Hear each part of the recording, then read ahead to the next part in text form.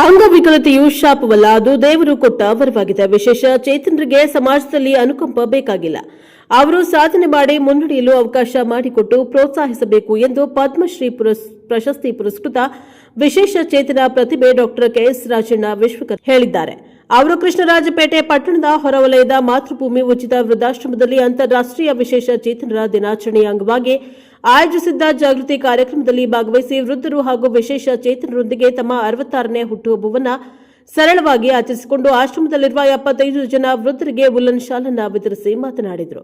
ವಿಶೇಷ ಚೇತನರು ದೇವರ ಮಕ್ಕಳಾಗಿದ್ದು ಅವರಲ್ಲಿ ಸಾಧನೆ ಮಾಡಿ ಮುನ್ನಡೆಯುವ ಆತ್ಮವಿಶ್ವಾಸ ಹಾಗೂ ಛಲವಿದೆ. ವಿಶೇಷ ಚೇತನರಿಗೆ ನಾಗರಿಕ ಸಮಾಜದ ಅನುಕಂಪ ಖಂಡಿತವಾಗಿಯೂ ಬೇಕಾಗಿಲ್ಲ.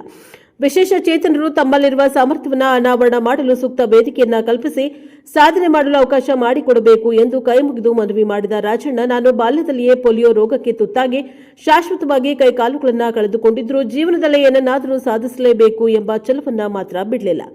ಆದ್ದರಿಂದ ನನ್ನ 66ನೇ ವಯಸ್ಸಿನಲ್ಲಿ ಉತ್ಸಾಹದಿಂದ ರಾಜ್ಯಾದ್ಯಂತ ಓಡಾಡ್ತಾ ಇದ್ದಾನೆ. ಬೆಂಗಳೂರು ನಗರದಲ್ಲಿ ಸ್ವಂತ ಕಂಪನಿಯನ್ನ ಸ್ಥಾಪಿಸಿ 500ಕ್ಕೂ ಹೆಚ್ಚು ಜನರಿಗೆ ಉದ್ಯೋಗ ನೀಡಿದ್ದೇನೆ ಎಂದು ತಿಳಿಸಿದ ರಾಜಣ್ಣ, ಕೆಆರ್ಪೇಟೆ ತಾಲೂಕಿನಲ್ಲಿ ಮಾತೃಭೂಮಿ ಉಚಿತ ವೃದ್ಧಾಶ್ರಮವು ಉತ್ತಮವಾಗಿ ಕಾರ್ಯನಿರ್ವಹಿಸುತ್ತಾ ಇದ್ದರೂ ಸರ್ಕಾರದಿಂದ ಸಿಗಬೇಕಾದ ಆರ್ಥಿಕ ನೆರವು ಮತ್ತು ಸೌಲಭ್ಯಗಳು ದೊರೆಯುತ್ತಿಲ್ಲ ಎಂಬುದನ್ನು ತಿಳಿದು ನನಗೆ ತುಂಬಾ ಬೇಸರವಾಗಿದೆ.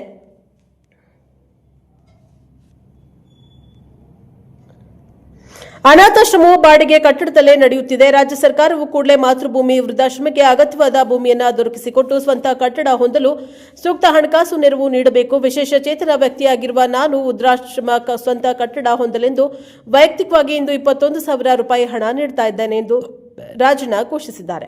ನಾಗರಿಕ ಸಮಾಜವು ಇಂದು ಕಲುಷಿತವಾಗುತ್ತಿದೆ. ಸ್ವಾರ್ಥ ಸಾಧನೆ ಹಾಗೂ ಗುಂಪುಗಾರಿಕೆಯು ಎಲ್ಲೆಡೆ ಮೈಲೇರಿಸುತ್ತಿದೆ. ಇಂತಹ ಸಂದರ್ಭದಲ್ಲಿ ಜಹಿಂದ್ ನಾಗಣ್ಣ ಅವರು ತಮ್ಮ ಇಡೀ ಕುಟುಂಬವನ್ನೇ ವೃದ್ಧರ ಸೇವೆಗೆ ಸಮರ್ಪಣೆ ಮಾಡಿಕೊಂಡು ಚನ್ನರಾಯನಪಟ್ಟಣ ಹಾಗೂ ಕೃಷ್ಣರಾಜಪೇಟೆ ತಾಲೂಕುಗಳಲ್ಲಿ ಅನಾಥಾಶ್ರಮಗಳನ್ನು ಸ್ಥಾಪಿಸಿ ವಯೋವೃದ್ಧರ ಸೇವೆಯಲ್ಲಿ ಭಗವಂತನನ್ನ ಕಾಣುವ ಪ್ರಯತ್ನ ಮಾಡ್ತಾ ಇರುವುದು ಇಡೀ ನಾಗರಿಕ ಸಮಾಜವೇ ಮೆಚ್ಚುವ ವಿಚಾರವಾಗಿದೆ. ಇಂತಹ ಅಪರೂಪದ ವ್ಯಕ್ತಿಗಳು ಸಮಾಜಕ್ಕೆ ಬೇಕಾಗಿದ್ದಾರೆ ಎಂದು ಡಾಕ್ಟರ್ ರಾಜಣ್ಣ ಅಭಿಮಾನದಿಂದ ಹೇಳಿದ್ದಾರೆ. ಇದೇ ಸಂದರ್ಭದಲ್ಲಿ ಕೆಆರ್ಪೇಟೆ ಪಟ್ಟಣದ ಸಿವಿಲ್ ನ್ಯಾಯಾಲಯದ ಅಪರ ನ್ಯಾಯಾಧೀಶರಾದ ಕೆವಿ ಅರ್ಪಿತಾ, ಕೆಆರ್ಪೇಟೆ ಪಟ್ಟಣದ ಮಹಿಳಾ ಹೋರಾಟಗಾರ್ತಿ ಲತಾ ಹಾಗೂ ಜೈಹಿಂದ್ ನಾಗಣ್ಣ ಅವರ ಪುತ್ರ ಸಮಾಜ ಸೇವಕ ವಿಕ್ರಮ್ ಅವರು ವಯೋವೃದ್ಧರಿಗೆ ತಮ್ಮ ಹುಟ್ಟುಹಬ್ಬವನ್ನು ಆಚರಿಸಿಕೊಂಡು ವೃದ್ಧಾಶ್ರಮದ ಆವರಣದಲ್ಲಿ ಹೂವು ಮತ್ತು ಹಣ್ಣಿನ ಸಸಿಗಳನ್ನು ನೆಟ್ಟು ಒಬ್ಬಟ್ಟಿನ ಹೋಳಿಗೆ ಬಡಿಸಿ ಸಂಭ್ರಮಿಸಿದ್ದಾರೆ. ಪುರಸಭೆ ಸದಸ್ಯ ಕೆಆರ್ ನೀಲಕಂಠ, ಮಾತೃಭೂಮಿಯ ವೃದ್ಧಾಶ್ರಮದ ವ್ಯವಸ್ಥಾಪಕಿ ಸುಧಾ, ಪತ್ರಕರ್ತರಾದ ಸೈಯದ್ ಖಲೀಲ್, ಪದ್ಮಶ್ರೀ ಪುರಸ್ಕೃತ ರಾಜಣ್ಣ ಅವರ ಧರ್ಮಪತ್ನಿ ಭಾಗ್ಯಲಕ್ಷ್ಮಿ ಸೇರಿದಂತೆ 100 ಜನರು ವಿಶೇಷ ಚೇತನರ ದಿನಾಚರಣೆ ಕಾರ್ಯಕ್ರಮದಲ್ಲಿ ಭಾಗವಹಿಸಿದರು. Bureau report doctor K R Neelakantha, Prajabhava TV, Krishnarajapete. ಒಂದು ಟೈಮ್ ಊಟ ಅಲ್ಲ, ಇದು ಜೀವನ ಸಮೇತವಾಗಿ ಕೊಡ್ತಾ ಇರ್ತಕ್ಕಂಥ ಇಂಥ ಇದೊಂದು ನಾಗಲೋಕ ಅಂತ ಹೇಳಿದ್ರು ಕೂಡ ತಪ್ಪಾಗಲ್ಲ. ಇಂಥ ನಾಗಲೋಕಕ್ಕೆ ಒಂದು ಆಶ್ರಯವನ್ನ ಸರ್ಕಾರದ ವತಿಯಿಂದ ಕೇಂದ್ರ ಸರ್ಕಾರದ ಗಮನವನ್ನು ಸೆಳೆಯೋದಕ್ಕೆ ನಾನು ಪತ್ರವನ್ನು ಕೂಡ ಬರೀತೀನಿ. ಕೇಂದ್ರ ಸರ್ಕಾರಕ್ಕೂ ಬರೀತೀನಿ, ರಾಜ್ಯ ಸರ್ಕಾರಕ್ಕೂ ಬರೀತೀನಿ. ನಿಮ್ದು ಏನೇ ಇದ್ರೂ ಕೂಡ, ನಿಮ್ದು ಏನೇ ರಾಜಕೀಯದ ಒಳಗಡೆ ಇರತಕ್ಕಂಥ ಆಡಳಿತ ಇದ್ರೂ ಕೂಡ ಇಂಥವ್ರ ಹಸಿದವ್ರನ್ನ ನೀವು ನೋಡಿ, ಫಸ್ಟ್ ಅಲ್ಲಿ ನೋಡಿ ಏನ್ ಪ್ರಯೋಜನ. ಅಟ್ಲೀಸ್ಟ್ ಇಲ್ಲಿರ್ತಕ್ಕಂಥ ಸಂಸದರಾಗಿರ್ಬೋದು, MLA ನಾನು ಕಳಕಳಿಯಿಂದ ಕೇಳ್ಕೊಳ್ತೀನಿ, ಇದು ಮಾಡ್ತಾ ಇರ್ತಕ್ಕಂಥದ್ದು ಇದು ನಮ್ಮ ರಾಜ್ಯಕ್ಕೆ ಗೌರವ ಅಲ್ಲ, ನಮ್ಮ ದೇಶಕ್ಕೂ ಗೌರವ ಅಲ್ಲ. ಮೊದಲು ದೇಶ ಏನು ಮಾಡಿದೆ ಅನ್ನೋದಕ್ಕಿಂತ ನಾವು ದೇಶಕ್ಕೆ ಏನು ಮಾಡಿದೀವಿ ಅನ್ನೋದು ಬರಬೇಕು ಎಲ್ರಿಗೂ. ಇವತ್ತು ದಿನ ಭಗವಂತ ಅವ್ರು ಕೊಟ್ಟಿರ್ಬೋದು, ಆಶೀರ್ವಾದ ಮಾಡಿ ಅವ್ರಿಗೆ ಎಲ್ಲ ಸಕಲ ಸೌಭಾಗ್ಯಗಳು ಕೊಟ್ಟಿರ್ಬೋದು. ಆದ್ರೆ ಒಂದೇ ಕ್ಷಣ, ಆ ಕ್ಷಣ ಯಾವಾಗ ಬರ್ತದೆ ಅಂತಾನೆ ಎಣಿಸ್ಕೊಳಕ್ಕಾಗಲ್ಲ.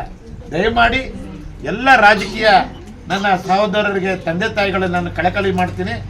ಮೊದಲು ಈ ಭಾಗದಲ್ಲಿ ಬಂದು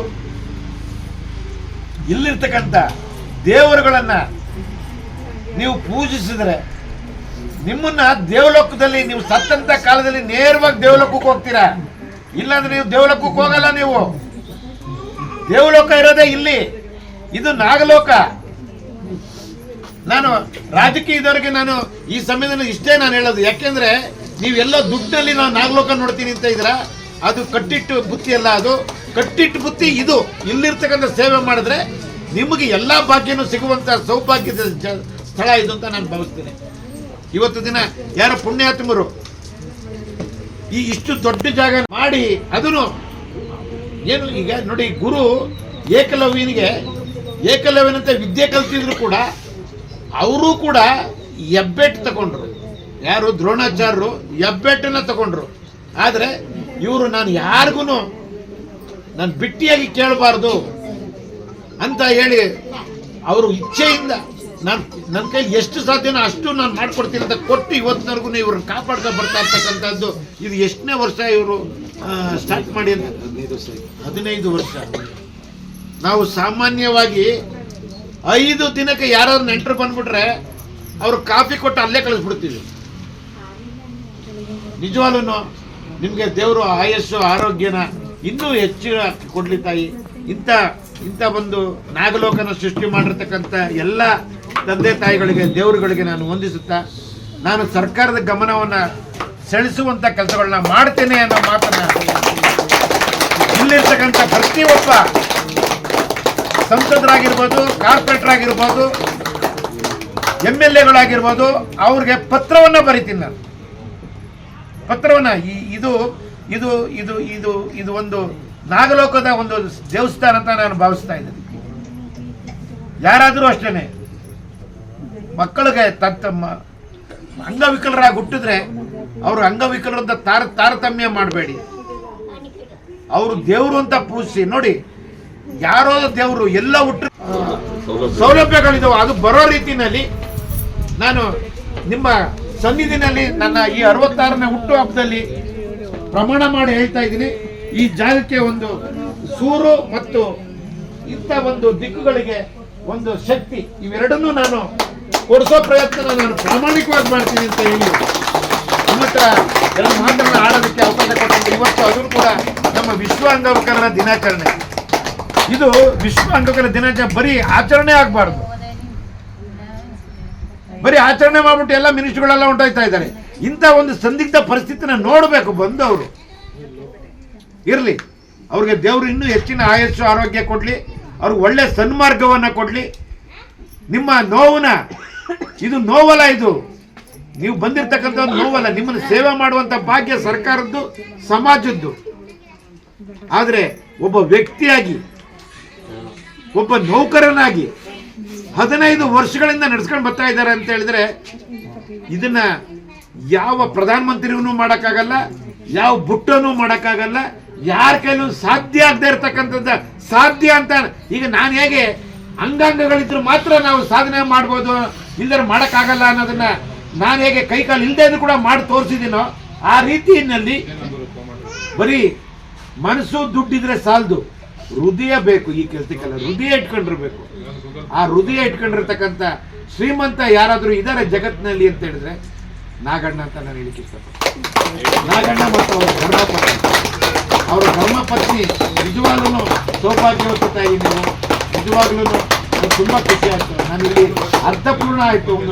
ಈ ಒಂದು ವಿಶ್ವ ಅಂಗವಿಕಲರ ದಿನಾಚರಣೆಗೆ ಒಂದು ಹೆಸರು ಬಂದಿದೆ, ಅದಕ್ಕೆ ಆದಂಥ ಒಂದು ಕೀರ್ತಿಯ ಬಂದಿದೆ. ಯಾಕಂದ್ರೆ ನನಗೆ ತುಂಬ ಖುಷಿ ಆಯಿತು. ವಿಶ್ವ ಅಂಗವಿಕಲರ ದಿನಾಚರಣೆ ಅಂದರೆ ಏನು ಅನ್ನೋದನ್ನ ಇವತ್ತು ದಿನ ಯಾರನ್ನಾದರೂ ಒಬ್ಬರನ್ನ ರಾಜಕೀಯದವ್ರು ಕರೆಸ್ಬೇಕಾಯ್ತು ಕಂದ, ಯಾರನ್ನಾದ್ರೂ ಅಲ್ಲ ಇರ್ಲಿಕ್ಕಂದ.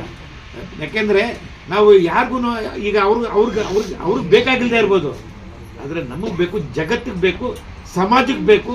ನೀವು ಮಾಡ್ತಾ ಇರ್ತಕ್ಕಂಥ ನಿಮ್ಮ ಕೆಲಸಗಳಲ್ಲ, ಇದು ಸಮಾಜದ ಕೆಲಸ, ಸರ್ಕಾರದ ಕೆಲಸ. ಇರ್ಲಿಕ್ಕಂದ ನಿಮ್ಮ ಜೊತೆನಲ್ಲಿ ನಾವು ಇರ್ತೀವಿ. ಎಲ್ಲ ನನಗೆ ಯಾವ್ಯಾವುದು ಸಂಸ್ಥೆಗಳು ಕೊಡ್ತಾ ಇರ್ತಕ್ಕಂಥದ್ದು ಇದು ನಿಜವಾಗ್ಲೂ ಇದು ಇವತ್ತು ದಿನ ನನ್ನ ಒಂದು ಹುಟ್ಟು ಹಬ್ಬದ ನನ್ನ 66ನೇ ವರ್ಷಕ್ಕೆ ನಾನು ಕಾಲಿಟ್ಟಿದ್ದೀನಿ. ಈ 66 ನಿಜವಾಗ್ಲೂ ನಿಮ್ಮೆಲ್ಲರನ್ನು ನೋಡಿದಂಥ ಸೌಭಾಗ್ಯದಲ್ಲಿ ರಾಜ್ಯಸಭೆಗೆ ಏನಾದರೂ ಇವತ್ತು ಬರ್ತಾ ಇರ್ಬೇಕಾದ್ರೆ ನಮ್ಮ ಅಮಿತ್ ಶಾಜಿ ಅವರು ಫೋನ್ ಮಾಡಿ ನನ್ನ ಹುಟ್ಟುಹಬ್ಬದ ಶುಭಾಶಯಗಳನ್ನ ಹೇಳೋದು. ಬರ್ತಾ ಇರ್ಬೇಕಾದ್ರೆ ದಾರಿಯಲ್ಲಿ ಬರ್ತಾ ಇರ್ಬೇಕಾದ್ರೆ ಅದು ಕೂಡ ಸ್ವಲ್ಪ ಡಿಲೇ ಆಯ್ತು. ಯಾಕಂದ್ರೆ ಅಂತ ಮಹಾನ್ ವ್ಯಕ್ತಿ ಫೋನ್ ಮಾಡ್ತಾ ಇದ್ದಾರೆ ಅಂತ ಹೇಳಿದ್ರೆ ನಾನು ಅದನ್ನ ಕಡೆಗೆ ನಿಲ್ಸ್ಕೊಂಡು ನಾನು ರೆಸ್ಪೆಕ್ಟ್ ಕೊಡೋ ಜವಾಬ್ದಾರಿ ನಮ್ದು. ಅವ್ರ ಹತ್ರ ಮಾತಾಡ್ಕೊಂಡು ಬಂದಿದ್ದೀನಿ. ಆ ಸೌಭಾಗ್ಯನ ನಿಮ್ಮನ್ನು ನೋಡ್ತಾ ಇದ್ದೀನಿ. ಅವರು ಅವ್ರು ಏನಾದರೂ ರಾಜ್ಯಸಭೆಗೆ ಅಥವಾ ಯಾವ್ದಾದ್ರು ಒಂದು ರಾಜ್ಯಕ್ಕೆ ಗವರ್ನರ್ ಮಾಡಿದ್ರು ಕೂಡ ಇಂಥ ಒಂದು ಯಾರ್ಯಾರು ಸಮಾಜ ಸೇವೆ ಮಾಡ್ಕೊಂಡು ಇಂಥ ಒಂದು ಆಶ್ರಮ ನಡೆಸ್ತಾ ಇದ್ರೆ ಇದು ಆಶ್ರಮ ಅಲ್ಲ, ಇದು ದೇವರ ಆಶ್ರಮ ಅಂತ ಹೇಳಿ, ಇದು ದೇವರ ಆಶ್ರಮ ಅಂತ ಹೇಳಿ ಅಂತ ಆಶ್ರಮಕ್ಕೆ ಅನುದಾನವನ್ನು ಕೊಡಿಸುವಂತ ಶಕ್ತಿ ಆಗಬೇಕು. ನಾನು ನನ್ನ ಧರ್ಮಪತ್ನಿ ಇದನ್ನ ನಾವು ಕೆಲಸ ಮಾಡ್ತೀವಿ ಅನ್ನೋ ಮಾತನ್ನ ನಿಮ್ಮಲ್ಲಿ ನಾನು ಪ್ರಾಮಿಸ್ ಮಾಡ್ತಾ ಇದ್ದೀನಿ. ಇದು ನನ್ನ 66ನೇ ಹುಟ್ಟುಹಬ್ಬದ ಒಂದು ಸಂದೇಶ ಇದು. ದಯಮಾಡಿ ಇವ್ರಿಗೆ ನಾನು ಹೇಳೋದಿಷ್ಟೇನೆ, ಮನುಷ್ಯ ಕಣ್ಣನ್ನ ಅವ್ರಿಗೆ ಎಲ್ಲಿ ಕೊಟ್ಟಿದ್ದಾನೆ ಅಂತಾನೆ ಗೊತ್ತಾಗ್ತಾ ಇಲ್ಲ ನಮ್ಗೆ. ರಾಜಕೀಯದ ವ್ಯಕ್ತಿಗಳಿಗೆ ಆಗಿರ್ಬೋದು, ಅಲ್ಲ ಮನುಷ್ಯನಿಗೆ ನಾನು ಹೇಳೋದಿಷ್ಟೇ, ಯಾವಾಗಲೂ ಕೂಡ ಕಾನೂನಿನಿಂದ ಮಾನವೀಯತೆ ಆಗಬಾರ್ದು, ಮಾನವೀಯತೆಯಿಂದ ಕಾನೂನು ಆಗಬೇಕೇ ಹೊರತು ಅವಾಗಲೇ ನಾವು ಏನಾದರೂ ಒಂದು ಸಾಧನೆ ಮಾಡಿದ್ದೀವಿ ಅನ್ನೋದನ್ನು ತೋರಿಸ್ಕೊಡ್ಬೇಕು ಅಂದರೆ ನಮ್ಮ ಶಕ್ತಿ ಯಾವುದಪ್ಪ ಅಂದರೆ ಮಾನವೀಯತೆಯಿಂದ ಕಾನೂನು ಆಗಬೇಕು. ಯಾವತ್ತೂ ಕೂಡ ಕಾನೂನಲ್ಲಿ ಇಲ್ಲ, ಕೊಡೋದಕ್ಕೆ ಕಾನೂನಿಲ್ಲ. ಇವರೆಲ್ಲ ಎಲ್ಲಿಂದ ತರ್ತಾರೆ? ಏನೇನು ಡಾಕ್ಯುಮೆಂಟ್ಸ್ ಕೊಡ್ಬೇಕು? ಯಾರು ತರಕ್ಕಾಗುತ್ತೆ? ಏನು ಕೊಡೋಕ್ಕಾಗುತ್ತೆ? ಆಧಾರ್ ಕಾರ್ಡು ಇಲ್ಲ, ಏನೂ ಇಲ್ಲ. ಯಾಕೆ ಮಾಡ್ಕೊಡ್ಬಾರ್ದು ಸರ್ಕಾರ? ಮೊದಲು